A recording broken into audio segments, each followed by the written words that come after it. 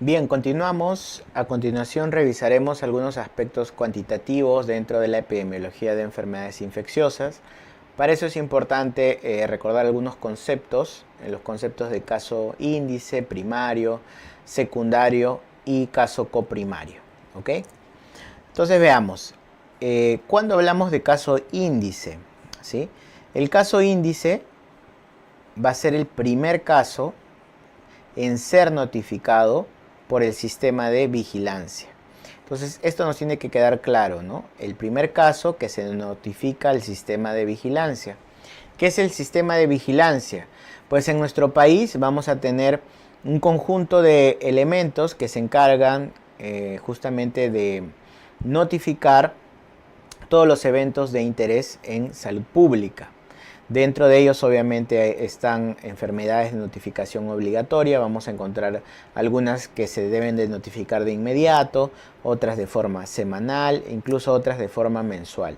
Pero el sistema pues tiene varios elementos y dentro de ellos los llamados vigilantes, que son profesionales de la salud, médicos, enfermeras, obstetrices que se encargan de mantener operativo el sistema de vigilancia.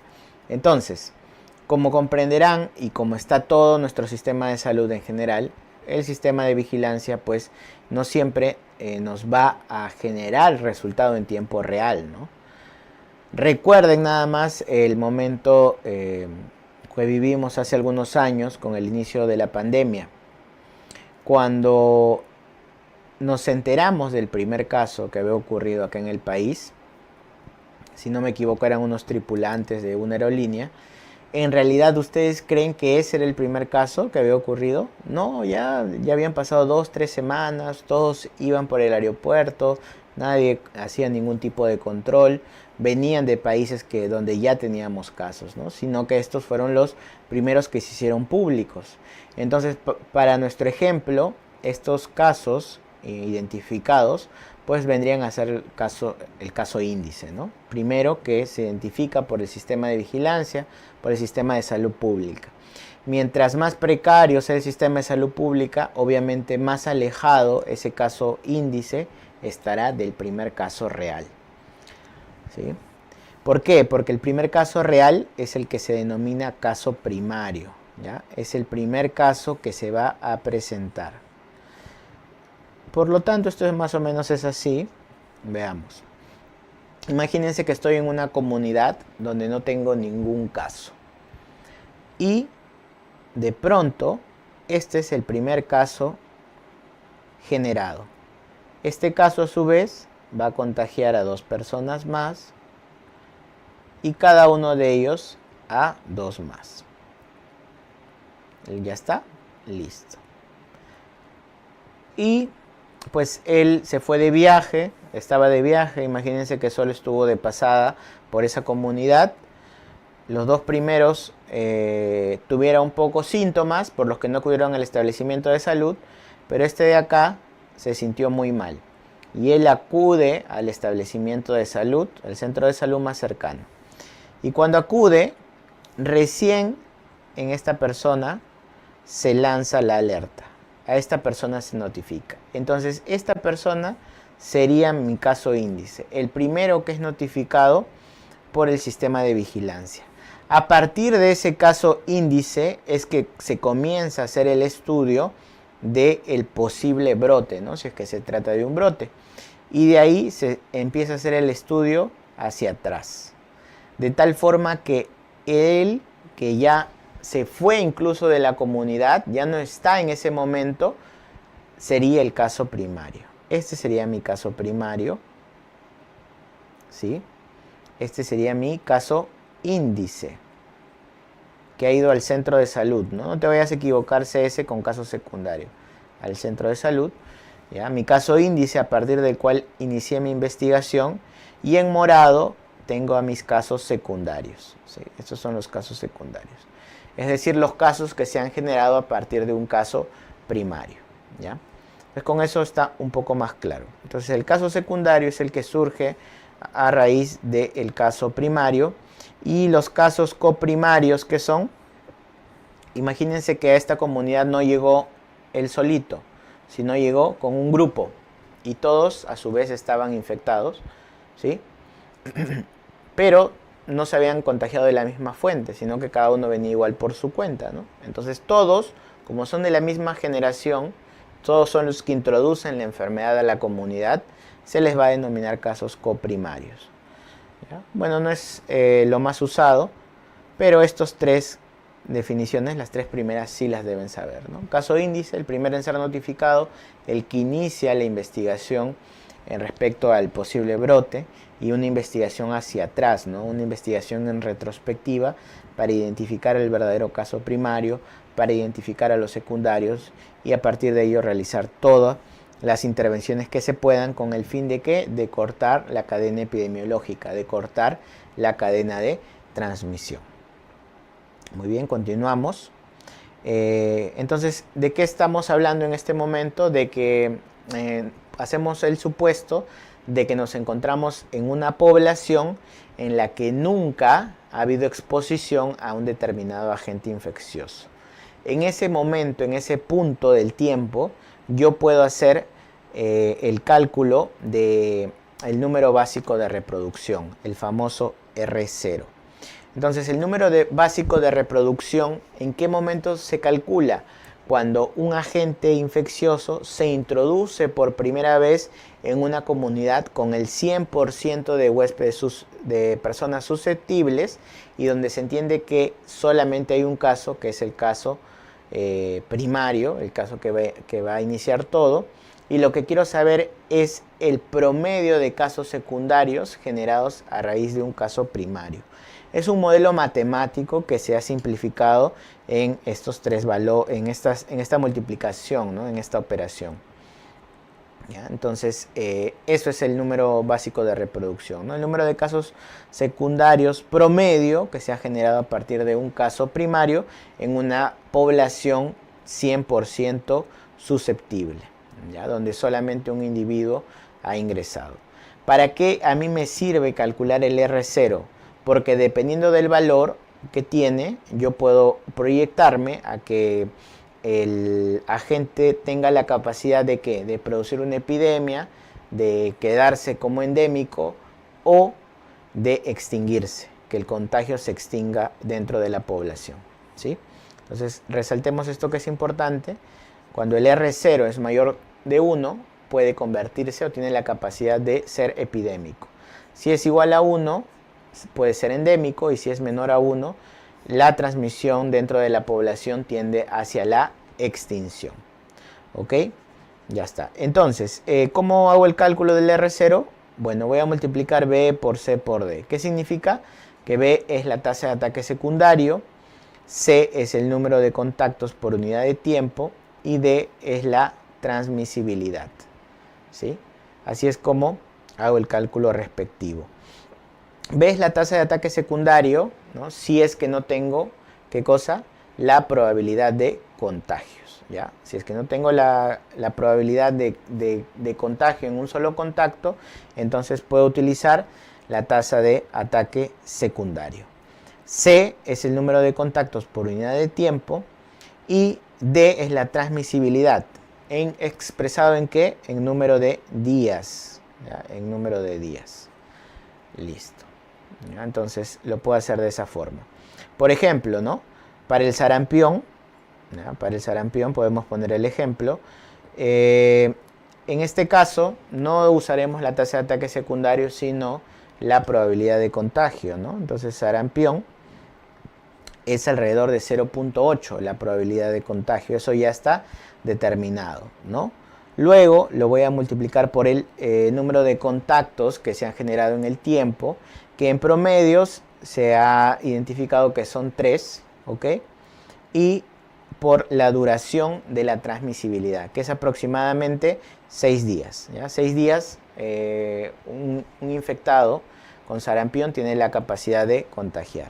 Entonces aproximadamente me da un R0 de 14, ¿sí? Me da un R0 de 14. ¿Eso qué quiere decir? Que cada caso de sarampión nuevo, si es que la población está susceptible, va a generar 14 casos secundarios. ¿Ya? Tengamos en cuenta eso. Por eso, ¿eso cómo se evita? A través de la vacunación. Por eso es que debemos tener nuestros indicadores de vacunación lo más alto posibles, ¿no? Para cortar esa cadena de transmisión. Entonces ya les puse el ejemplo. Acá se está mezclando con el texto. Y ya está. Entonces el ejemplo lo anotan para aquí. Ahora, ¿qué sucede? Como yo les había dicho, esto se da en el momento cero, cuando todos los individuos son susceptibles. Pero entendamos que en el desarrollo de la epidemia vamos a tener un conjunto de individuos que ya se han infectado y que ya se han recuperado, ¿cierto? Entonces ahí lo que tengo que hacer es un ajuste del número R. Y ya no será R0, sino será número reproductivo efectivo, ¿ya? O número efectivo de reproducción, el RE, que es la multiplicación del R0 o el R básico por los susceptibles, ¿sí? Entonces, mientras menos susceptibles yo tenga, el R será más bajo, ¿ok? Y para eso tenemos un modelo, que es el modelo SIR, ¿sí? El modelo SIR, ¿qué quiere decir? Susceptibles, infectados, recuperados, nos puede medir cómo va a ser el comportamiento en el tiempo de una determinada epidemia. Para eso hay algunos supuestos, ¿no? ¿Qué cosa? Que al inicio, dentro de esa población, todos son susceptibles, que es una población estática, es decir, no va a haber nacimientos. ¿Por qué? Porque si hay nacimientos, van a aumentar más el número de susceptibles. ¿Qué otros supuestos hace? Que los fallecidos, si es que hay fallecidos, luego de que se han infectado, se tienen que contar como recuperados. Y más o menos la lógica es la siguiente. Al inicio tengo el 100% de susceptibles, luego un porcentaje determinado se va infectando y luego un porcentaje similar debe de ¿qué? De recuperarse. Y aquí dentro de los recuperados también voy a pasar aquí a los fallecidos. Y el último supuesto es que una vez recuperado ya no eres susceptible, ya no puedes regresar a este grupo. ¿Por qué? Porque supuestamente ya tienes inmunidad. Con lo cual en el desarrollo de la epidemia en el tiempo, el número de susceptibles va disminuyendo y el número de recuperados y por lo tanto inmunizados va aumentando. Bajo este modelo es que se puede aplicar el número básico de reproducción, el número efectivo de reproducción. Y eso, a su vez, nos permite calcular, vean, ¿no? Si yo digo que el número R debe de ser menor de la unidad, ¿para qué? Para que la transmisión empiece a disminuir y se extinga. Entonces, si yo tengo eso presente, ¿qué podría calcular? ¿Cuánto es el número mínimo de individuos que deben estar inmunizados, ya sea vacunados o inmunidad natural luego de haberse recuperado después de la infección? ¿Para qué? Para cortar la transmisión. Y a ese número o ese indicador le voy a llamar el umbral mínimo de contagio. ¿Cuántos por lo menos deben contagiarse para generar, ¿no?, que se corte esa cadena de transmisión? O también llamado el umbral de inmunidad colectiva o coloquialmente la inmunidad de rebaño, ¿no? Entonces, ¿qué sería? Simplemente sería 1 menos 1 entre R0. Entonces pongamos algunos ejemplos, ¿no? Si mi R0 es 2, es decir, por cada caso primario se generan 2 secundarios, ¿ya?, para un R0 de 2, entonces, ¿qué diré? Que mi umbral de inmunidad colectiva debe ser ¿de cuánto? Por lo menos del 50%, ¿no? Si ya no es 2, sino es 4, entonces, ¿cuánto debe ser el umbral de inmunidad colectiva? 75%. Es decir, mientras más alto el número R, ¿sí?, más alto debemos llegar a los porcentajes de inmunidad que se pueden alcanzar a través de la vacunación o de la infección y la posterior recuperación, ¿no? Idealmente, como yo no puedo saber qué tan fuerte es la inmunidad generada luego de una infección, estos umbrales mínimos se utilizan como los umbrales mínimos que se requieren para la vacunación, ¿sí? Entonces, mientras más alto, como ustedes ven, más alto el R, más alto también el umbral de inmunidad. Si mi R es de 10, entonces mi umbral va a estar sobre el 90%, ¿no? Imagínense con un R de 14, como habíamos calculado en el caso de sarampión, debemos estar sobre el 95% por lo menos. Y bien, entonces con eso hemos visto estos temas correspondientes a los aspectos cuantitativos y números de reproducción de epidemias. Bien, a continuación vamos a revisar el tema de periodos. Una vez que un sujeto está expuesto a un determinado agente infeccioso, van a correr dos líneas en paralelo, ¿sí? Una es la línea de la infectividad y la otra es la línea de la patogenicidad. Entonces, cada una de ellas tiene un diferente interés. La línea de la patogenicidad va a tener especial interés en lo que corresponde al diagnóstico y tratamiento de las enfermedades, ¿no? Mientras que la línea de infectividad tiene más interés en la parte de prevención y especialmente en el área de salud pública, ¿ok? Entonces, lo que tenemos es que la línea de patogenicidad está compuesta a su vez por dos periodos, el periodo de latencia, perdón, el periodo de incubación y el periodo clínico, ¿sí? El periodo de incubación y el periodo clínico, ambos forman parte de la línea de patogenicidad. Mientras que en la línea de infectividad tenemos al periodo de latencia y al periodo de transmisibilidad. Entonces, ¿cuál es la diferencia entre uno y otro? El periodo de incubación corresponde a todo el tiempo en el cual el individuo no tiene manifestaciones clínicas, no tiene signos y síntomas, ¿sí? Como ustedes pueden ver, si aquí arranca la infección, aquí recién empezaría ¿qué? La clínica, ¿ya? Entonces, tengamos en claro esto. Todo este periodo en el de incubación no hay manifestaciones clínicas, ¿ya? Aquí no hay manifestaciones clínicas. Recién las manifestaciones clínicas empiezan aquí, en el periodo clínico. Pero hay que diferenciarlo del periodo de latencia. ¿Por qué? Porque en el periodo de latencia, que justamente estoy pintando aquí encerrando de blanco, corresponde a aquel periodo en el cual el individuo no tiene la capacidad de transmitir el agente a otro huésped susceptible, ¿sí?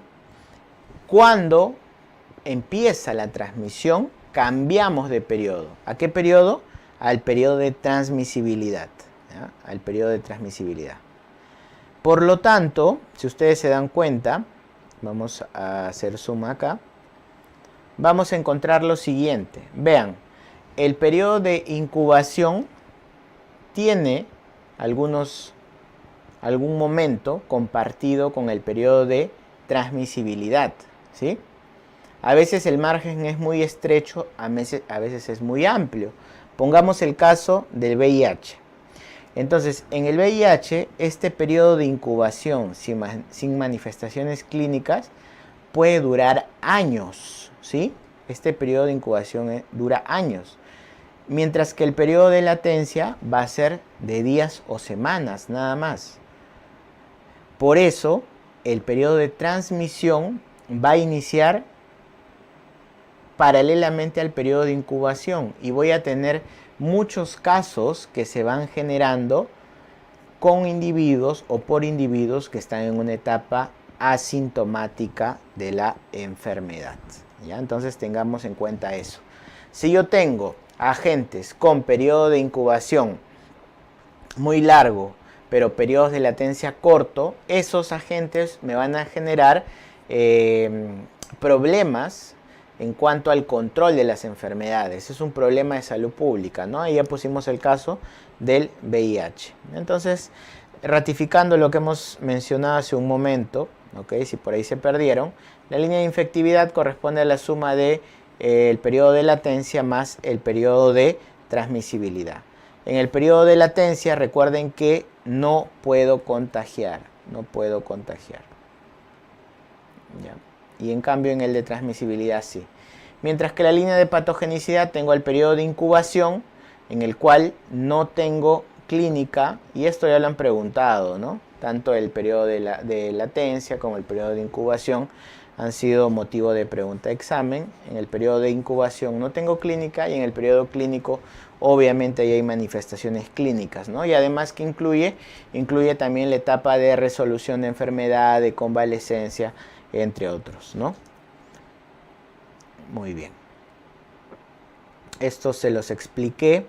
Ahora, el periodo que justamente se comparten, ¿no? Los días, meses o semanas que se comparten entre el periodo de incubación y el periodo de transmisibilidad son medidos a través de un parámetro. Es el parámetro teta, ¿ya? Entonces, el parámetro teta, ¿qué es? Es una relación entre las transmisiones en el periodo de incubación entre el total de transmisiones que se han generado. Ese es el parámetro teta. Si el parámetro teta es más grande, significa que es un problema de salud pública, ¿no? Más difícil de controlar. Ahora, también existe otro parámetro que podemos medir, que es el parámetro nu o tiempo de generación. ¿Qué es el tiempo de generación? Es el número de días, meses o semanas que transcurren entre la aparición de un caso, es decir, entre el inicio del periodo clínico y la aparición del siguiente caso, ¿sí?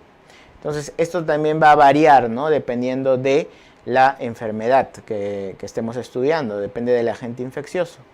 Por ejemplo, en el caso de resfrío, ¿no? El tiempo de generación va más o menos alrededor de los 3 días, ¿no? Entonces, una persona inicia hoy sus síntomas, es decir, entra al periodo clínico y cuando ya empiezan las manifestaciones clínicas, previamente ya ha habido transmisión. Esperamos 3 días y vamos a ver quién más aparece con síntomas, ¿no? El tiempo entre la aparición de un caso primario, secundario, o entre un secundario y un terciario, eso le llamamos tiempo de generación o también llamado parámetro nu. Sí, parámetro nu. Y bien, entonces eso es lo que tenemos en cuanto a periodos de la enfermedad. Considerar siempre que esto arranca desde la exposición de los individuos a un determinado agente infeccioso. Muy bien, a continuación veamos el tema de transiciones, ¿sí? La primera transición que vamos a revisar es la transición demográfica. La transición demográfica es una teoría demográfica que nos va a explicar cómo varía el crecimiento poblacional en relación a la natalidad y a la mortalidad de una determinada región, ¿no? Para ello tenemos 4 regímenes, ¿sí? El régimen antiguo, que actualmente ya no encontramos ningún país en el planeta en este régimen antiguo, ¿sí? Es más bien un régimen característico de revolución industrial. En el régimen antiguo, ¿qué es lo que encontrábamos? Una alta mortalidad, ¿sí? Y a la vez una alta natalidad, ¿sí? Ya está. Por lo tanto, ¿no? Tal cual lo ven aquí, esto corresponde al 1, al régimen antiguo.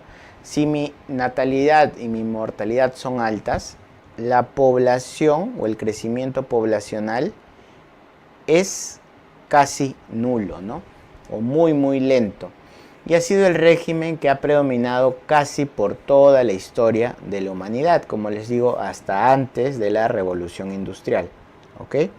Listo, entonces alta natalidad y alta mortalidad. Luego viene el inicio de la transición, ¿sí? Así se llama, ¿no? El inicio de la transición, y consiste en ¿qué? En que la mortalidad empieza a descender, ¿ya? La mortalidad empieza a descender debido a ¿qué? A que los servicios de salud empiezan a llegar a esa determinada zona, a ese determinado país, a esa determinada región. Entonces la mortalidad empieza a caer, pero la natalidad todavía sigue alta, ¿no? Alta, con un leve descenso, pero alta. Ya está. Luego de ello, ¿cómo está la población? Como ustedes lo pueden ver acá, la población empieza un crecimiento, ¿sí? Empieza un crecimiento rápido debido a que la mortalidad cae. Luego viene el final de la transición. En el final de la transición, lo que encontramos es que la mortalidad continúa baja, ¿sí? Aunque la velocidad de disminución disminuye, pero continúa baja, y la natalidad cae. ¿Por qué cae la natalidad? Porque empieza a haber acceso a métodos anticonceptivos, ¿sí? Entonces, el nivel educativo de las mujeres aumenta porque en los países comienza a haber acceso a servicios educativos, a servicios de salud, a métodos de planificación familiar, entre otras cosas. Entonces, el final de la transición implica una caída también en la natalidad, ¿sí? Pero como la mortalidad sigue cayendo, entonces el crecimiento poblacional continúa. Justamente en esta tercera etapa de la transición demográfica es que se encuentra el país. Entonces, Perú está acá, ¿sí? Y durante esta etapa es que se da el famoso bono demográfico. El bono demográfico es una etapa, una ventana de años, durante los cuales la población infantil, ¿sí?, la población que no trabaja, se ha visto disminuida. Y la población que está envejecida aún no es tan abundante. Por lo tanto, el grueso de la población está entre los 15 y los 60 años, ¿sí? Está en ese rango. Por lo tanto, está en edad de trabajar, es una población económicamente activa, y son más las personas que trabajan que las que son dependientes de los que trabajan. Y eso justamente corresponde al bono demográfico y es la etapa en la que está el país, ¿no? Aquí está Perú, hacia el final de la transición, con natalidades bajas, ¿sí?, con mortalidades también bajas y con un crecimiento poblacional y un bono demográfico.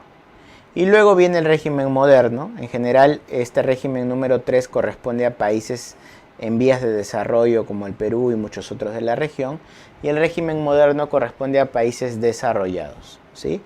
Entonces, ¿qué vamos a tener? Que la natalidad y la mortalidad están tan bajas que el crecimiento poblacional ya es muy lento, ¿sí? Y es un crecimiento poblacional lento por baja mortalidad y baja natalidad.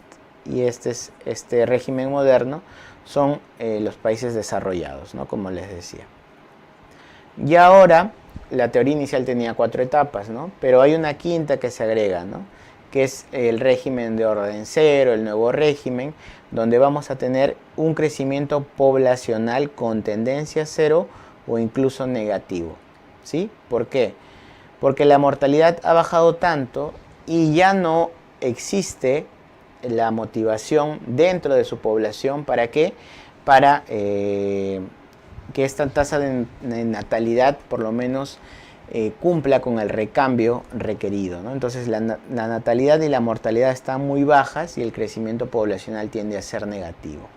Estos conjuntos de países lo que requieren es de migración, ¿no?, para poder no extinguirse, ¿no?, para que el crecimiento poblacional esté por lo menos cercano a cero, ¿ya?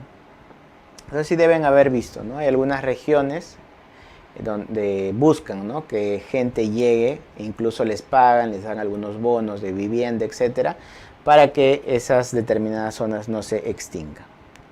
Ya está, ese es el régimen de orden cero, el quinto régimen que inicialmente no era parte de la teoría de transición demográfica. ¿Alguna vez que nos han preguntado sobre la transición final, dónde se encuentra el Perú y el bono demográfico? Muy bien, y listo, eso es en cuanto a transición demográfica. Luego el otro concepto es el de transición epidemiológica. Entonces, en el país hemos vivido, ¿no?, una transición epidemiológica de pasar a tener carga de enfermedad principalmente por enfermedades de tipo infecciosa, a que en la actualidad predominen las enfermedades crónicas degenerativas. Es decir, ha habido una variación en el perfil de salud de enfermedad poblacional. Y eso va de la mano también con la transición demográfica. ¿Por qué? Porque ha habido más acceso a los servicios de salud. Si bien el acceso a los servicios de salud es deficiente, pues tampoco es comparable a otros países, tal vez en la región de África, donde incluso ni siquiera hay acceso a vacunas, ¿no?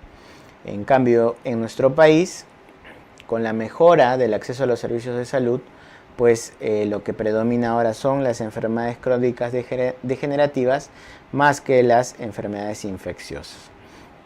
Esta variación en el perfil de salud de enfermedad también se puede correlacionar con la medición de la carga de enfermedad a través del indicador llamado AVISA, ¿no? Entonces los AVISA me permiten medir la carga de enfermedad en la población y así determinar las razones por las que hay pérdida de años de vida saludables, ¿no? Entonces se correlaciona con el perfil de salud de enfermedad que la vamos a encontrar en el ASIS, en el análisis situacional de salud. Esa es la otra transición que hemos tenido. Por último, hay un tema que corresponde a enfermedades emergentes y reemergentes, que ha tenido por ahí alguna pregunta y vale la pena comentarlo brevemente, ¿no? Primero, la definición. ¿A qué le llama enfermedad emergente?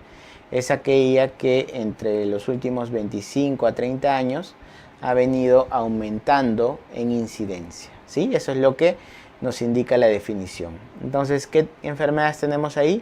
VIH, HTLV, ébola, erliquiosis.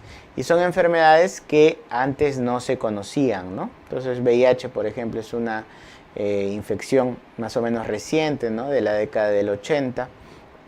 Y a todas esas enfermedades que antes no representaban problemas para la población porque no se conocían, ¿no? Porque no había un método diagnóstico o simplemente no existían y ahora han aparecido, pues corresponden al concepto de enfermedades emergentes. Y las reemergentes son aquellas que siempre han acompañado a la humanidad, pero a raíz de los cambios en el ecosistema, ¿no? La deforestación, la migración, el calentamiento global, entre otras, se han convertido nuevamente en problemas de salud pública, ¿no? Como son las enfermedades metaxénicas, malaria, dengue, fiebre amarilla, ¿no? Tuberculosis también se considera dentro de las enfermedades reemergentes. Y bien, entonces con eso hemos revisado todos los temas, últimos temas dentro del capítulo de epidemiología de enfermedades infecciosas. Y con eso cerramos también este capítulo. Bien, a continuación revisaremos los conceptos relacionados a epidemia y su diferencia con los brotes, los conglomerados y lo que es la endemia. Cuando hablamos de epidemia, hablamos de un aumento en el número de casos esperados, en la frecuencia de casos, ¿no? En un determinado lugar y en un determinado tiempo, ¿sí? De esta forma vamos a encontrar que la definición que tiene con el brote sería muy similar, ¿no? Porque el brote también es un aumento en el número de casos en un determinado lugar y con relación. Cuando hablamos de relación nos referimos al nexo epidemiológico que existen entre estos casos. Pero en el caso de la epidemia también vamos a encontrar nexo epidemiológico. Entonces hasta ahí serían iguales. ¿Cuál va a ser la diferencia? En muchos casos, incluso ustedes en las preguntas, van a encontrar que utilizan el término epidemia y brote como sinónimos, o hasta le llaman brote epidémico, ¿no? Pero en algunas definiciones vamos a encontrar que el concepto de epidemia implica una mayor extensión en cuanto al lugar, ¿sí? Mayor extensión y mayor impacto en los servicios de salud versus un brote. Entonces el brote vendría a ser un aumento en el número de casos en un determinado lugar, en un determinado tiempo, pero ese lugar generalmente es, hablamos de localidades, ¿sí? No hablamos de regiones ni a nivel nacional. En cambio la epidemia, sí, ¿no? La epidemia va a tener un impacto mayor en cuanto a la extensión y a la demanda de servicios de salud. También podríamos considerar epidemia cuando la enfermedad, que es la que está presentando el número de casos elevados, sea de mucha importancia en salud pública, ¿ok? Entonces ahí también podemos hablar de una epidemia. Listo. Por lo tanto, en conclusión, la definición es similar, simplemente tengamos en cuenta que la epidemia tiene una extensión, un impacto en servicios de salud mayor. Ahora, existe una definición también muy similar a esta, que es el conglomerado. El conglomerado es un aumento en el número de casos esperados en un determinado lugar, en un determinado tiempo, pero que aún no se ha demostrado que el nexo epidemiológico exista, ¿ya? No quiere decir que el conglomerado no pueda convertirse en un brote o sea una epidemia, pero hasta que yo no demuestre que existe un nexo epidemiológico entre los casos, pues seguirá siendo conglomerado, ¿ok? Ahora, un conglomerado podría quedarse solo como conglomerado también, ¿no? Imagínense que están de guardia y les comienzan a llegar diversos casos de enfermedades diarreicas, ¿no? Ya está. Entonces ustedes podrían decir que es un brote, pero al hacer la historia clínica, pues se dan cuenta que ninguno de esos casos tiene relación. Simplemente es un momento dado en el cual aumentaron los casos, ¿no? Diferente sería que están de guardia y les llegan casos de enfermedad diarreica y todos, ¿no?, de un mismo colegio. Entonces, en ese caso, ¿qué podríamos decir? Que estamos ante un brote, probablemente por una intoxicación alimentaria, ¿no? Y eso se determinará en esa población específica. Y ya está. Bueno, continuamos. Ahora, cuando hablamos de el siguiente concepto, endemia, ¿a qué nos referimos? A la presencia habitual de una enfermedad en un área geográfica determinada, ¿no? Es la presencia constante de un número de casos de acuerdo a un histórico en un lugar, en un área geográfica determinada. Un concepto relacionado también a las epidemias es el de la pandemia, ¿no? La pandemia no es otra cosa que una epidemia, pero a nivel global. Pero técnicamente se define pandemia cuando esta epidemia se da en dos regiones diferentes del planeta, ¿no? En dos continentes diferentes. Como la siguiente pandemia que se espera o que se esperaba era una pandemia de tipo influenza, entonces la OMS formuló fases, ¿no? Fases de la pandemia inspirados en justamente un nuevo subtipo de influenza. ¿Cuáles son estas fases? Son en total 6 fases, que justamente las vamos a ver aquí. La primera fase es cuando no se ha demostrado que hay un contagio de animal humano. Es decir, existe la sospecha que hay un nuevo subtipo de algún virus circulando entre animales, ¿ok? Con potencial, ¿sí?, con potencial de transmisión humano, pero nada más, ¿no? Es simplemente una sospecha. Luego, en la fase 2, ya esa circulación de virus entre animales da el salto, ¿no? Da el salto biológico y se encuentran algunos casos puntuales de transmisión de animal a humano, ¿ya? Pero son casos aislados y casos puntuales.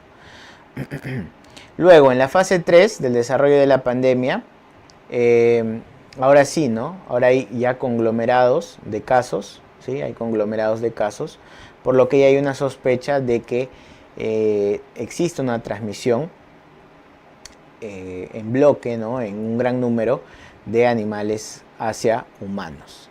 Y en la fase 4 se confirma que no solamente es de animales humanos, sino que ya hay transmisión entre personas, ¿no?, de humanos a humanos. Entonces, una vez estamos en la fase 4 del desarrollo de una pandemia, pues ya prácticamente es bien difícil, ¿no?, dar marcha atrás. Porque ahí viene la fase 5, cuando encontramos a la gente en 2 o más países de una región, y en la fase 6, como les digo, el agente ya está en 2 regiones diferentes. Y ahí es cuando se le denomina pandemia. Para el caso de COVID-19 hubo pues un retraso en la confirmación de que estábamos ya en una pandemia por parte de la OMS. Porque prácticamente había COVID en todo el planeta y la OMS no confirmaba que efectivamente nos encontrábamos ya en una pandemia. Entonces recordemos estas 6 fases, no olvidar la 4, donde ya hay transmisión entre seres humanos, y la 6, cuando se confirma que estamos justamente en una pandemia. ¿Qué objetivos tenemos ante epidemias, brotes, endemias? Pues desde el punto de vista epidemiológico, lo que buscamos hacer es prevención y control. Y dentro de esto hay 3 escalones en cuanto a los logros que se pueden tener respecto a la prevención y control. El primer peldaño es el del control, ¿no? Entonces, cuando nos hablan de control, ¿a qué se refieren? A una disminución en la incidencia. Entonces, el control de un brote, el control de una epidemia, cuando te dicen que ya está controlada, es que hay un descenso continuo de la incidencia, ¿ya? Es decir, de los casos nuevos. Cuando hablamos de eliminación, la eliminación significa que en el país ya no existe ese agente infeccioso. Entonces, la eliminación tiene un nivel superior. Por ejemplo, en el Perú, ¿no? En el Perú se han eliminado algunos agentes infecciosos o en todo caso estuvieron eliminados durante mucho tiempo.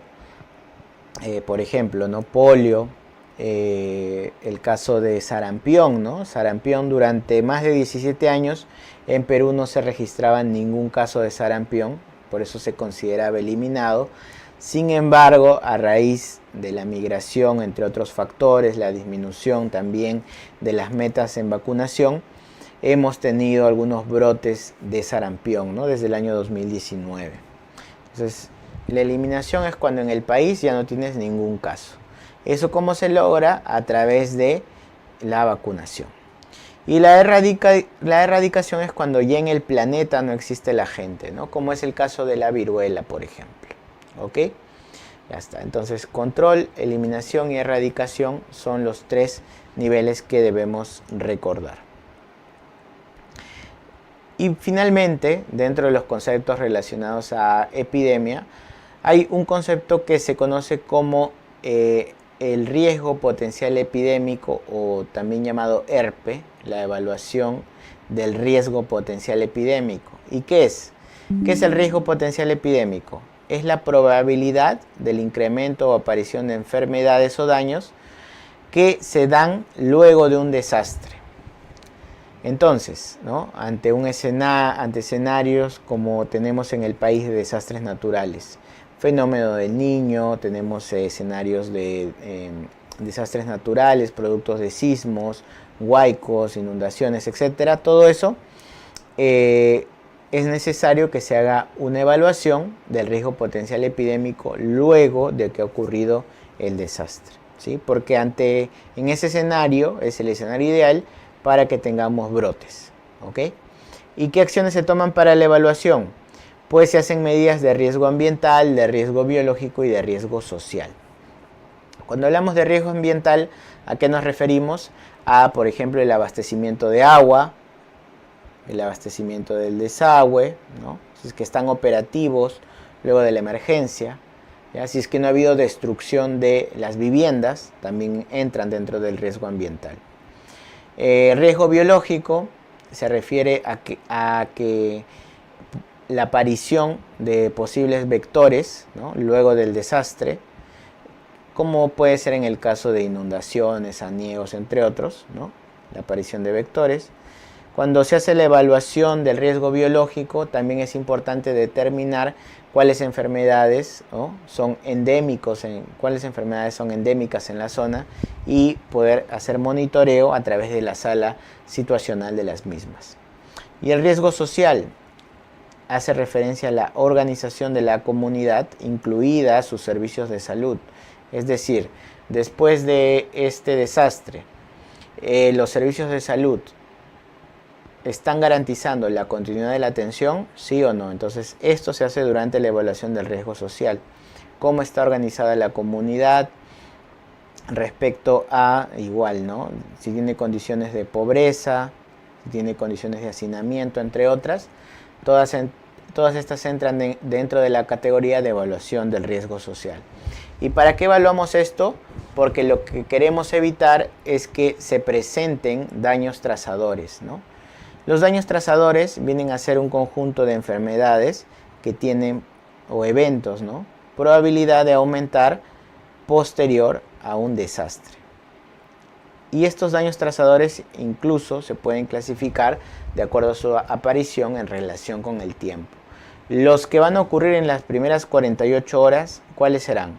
Obviamente traumas, ¿no? Producto del desastre, ¿sí? Alteraciones psicológicas por el estrés que implica someterse ante este desastre que ha ocurrido, infecciones respiratorias agudas, enfermedades diarreicas agudas, alteraciones en la piel, intoxicación y ofidismo. Todos estos son daños trazadores dentro de las primeras 48 horas. En la primera semana, ¿qué podemos esperar? O después de la primera semana, leptospirosis e ITU, justamente por colapso del sistema de alcantarillado, ¿ok? Podemos esperar esto. Y a partir de la segunda semana, si es que las condiciones medioambientales así lo han permitido, y si es que ya teníamos la introducción del vector, podemos encontrar casos de dengue, zika, chikungunya, malaria, y además enfermedades inmunoprevenibles, ¿no? Eso es a partir de la segunda semana. Este tema ha venido en el examen, alguna vez ya nos han hecho referencia a estos daños trazadores a partir de la segunda semana, los que son transmitidos por vectores. ¿Listo? Y bien, con eso hemos culminado los conceptos de esta lámina.